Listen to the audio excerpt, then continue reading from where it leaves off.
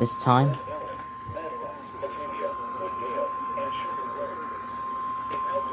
The National Weather Service in Milwaukee, Wisconsin has issued a special marine warning. wait, this time, a special marine warning issued. Wind Point, Wisconsin to Winthrop Harbor, Illinois until 5:15 p.m. At 3:39 p.m., strong thunderstorms were located along a line extending from near Pleasant Prairie to 7 nautical miles southeast of O'Hare Airport, moving east at 40 knots. Hazard, wind gusts to 40 knots. Source, public. At 3:30 p.m., the public reported thunderstorms and strong wind gusts in Kenosha County. Impact, small craft could be damaged and briefly higher winds and suddenly higher waves. Strong thunderstorms will remain over mainly open waters.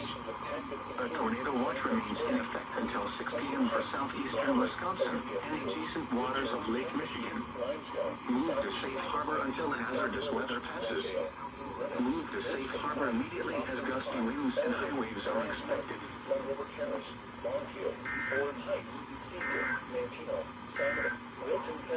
A tornado warning remains in effect until 4 p.m. for southeastern Columbia and west central Dodge counties.